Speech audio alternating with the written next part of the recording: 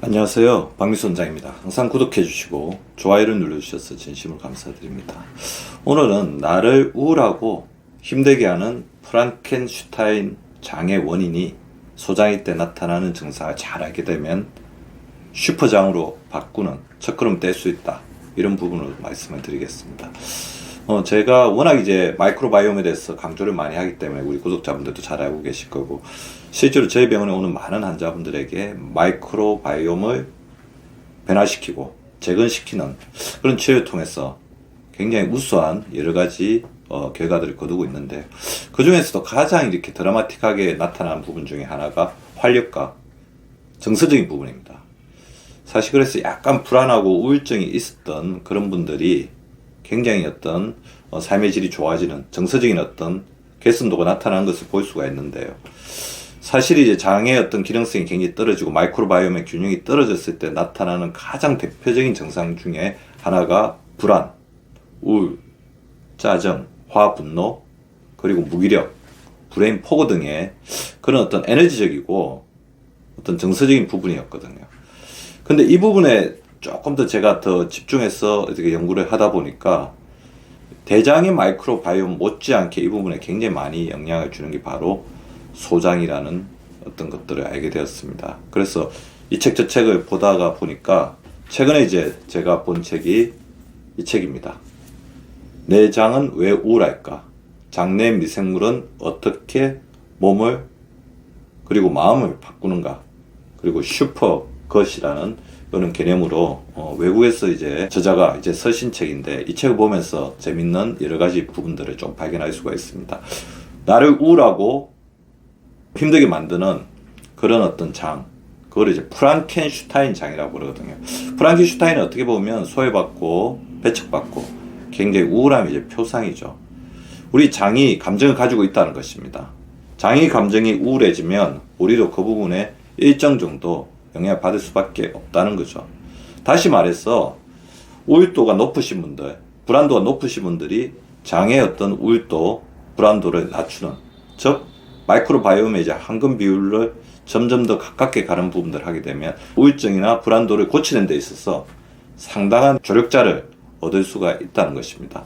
그리고 이 책에서 이제 좀 강조하는 부분 중에 하나가 바로 시보, 소장세균 가다 증식. 즉 우리가 다 알고 계시죠? 정상적인 장의 세균 집락은 역차적입니다. 위에는 거의 어떤 장내 세균이 없고 헬리코박터를 제외하고는요, 소장에는 10,000개 이하의 박테리아가 있습니다. 밀리리터당. 그리고 대장으로 이렇게 가게 되면 밀리리터당 100억 개 이상의 그런 어떤 장내 세균들이 군집을 이루고 있습니다. 그래서 우리가 백조개라고 하는 그 정도 숫자가 나오게 되는 거죠. 자, 여기에 대해서 굉장히 중요한 역할을 하는 게 바로 이제 위산이라는 거죠.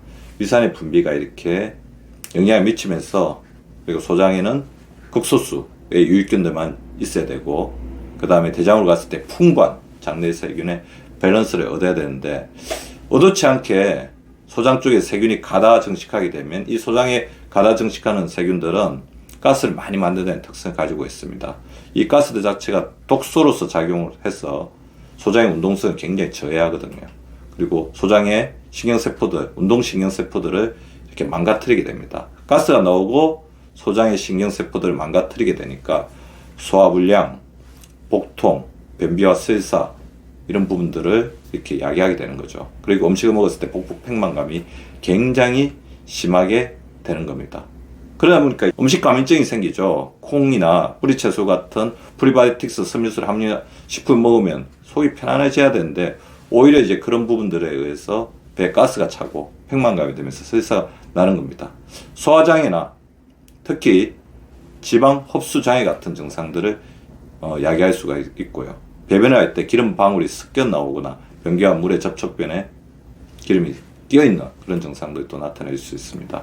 소장의 어떤 그런 어떤 균형성이 깨어지게 되면 지속적이거나 재발하는 피부 발진들이 있을 수가 있죠.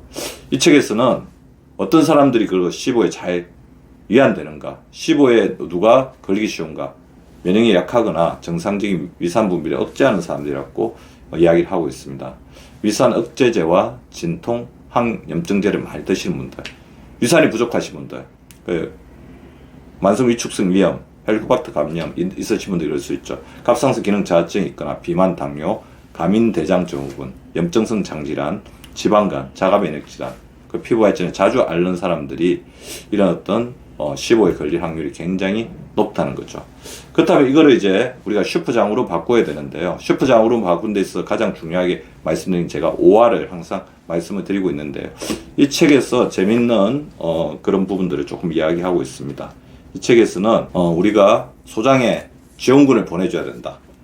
슈퍼장으로 가기 위해서는 소장의 어떤 기능성이 좋아져야 되는데 소장에 지원군을 보내는 데서 도움이 되는 영양소들을 좀 이야기하고 있어요. 비타민 D. 이거는 제가 계속해서 말씀드렸던 부분이니까 잘 알고 있을 것 같습니다. 그래서 비타민 D 농도를 반드시 체크해서 정상적인 농도가 될 수 있도록 하고요. 이 낮다면 주기적으로 햇빛에 쬐어주고 필요하다면 영양소를 잘 섭취해 주는 게 중요할 것 같고요. 이 책에서는 올리브유를 또 권장을 하고 있습니다. 그래서 올리브유를 먹으면 건강이 좋아진다. 심혈관 질환 위험이 낮아지고 일부 암 위험이 감소하며 다양한 염증 반응도 줄어든다. 그렇게 이야기하고 있고요. 그래서 올리브유에 있는 올레산에 대해서 주목하고 있죠.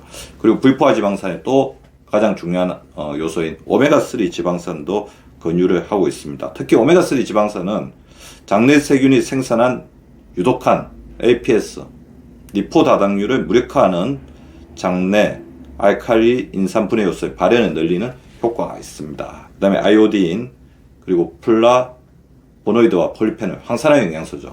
그래서 식물 속에 들어있는 이 항산화 영양소가 또 소장세균 가다증식증을 치료하는 데 굉장히 큰 도움을 줄 수 있다는 것을 이야기하고 있습니다. 그래서 선명한 색을 지닌 채소와 과일을 주기적으로 규칙적으로 잘 섭취하는 게 굉장히 도움을 줄 수가 있을 것 같고요.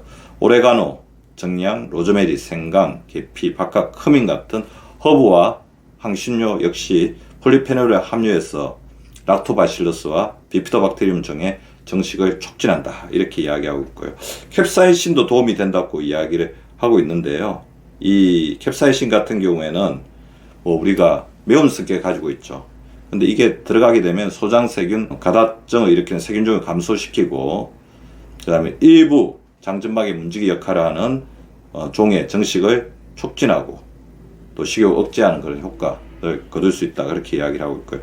커큐민, 그 다음에 베르베닌 이런 부분들을 이렇게 추천하고 있는데 이 부분들은 도움이 되는 그런 어떤 성분일 것 같습니다.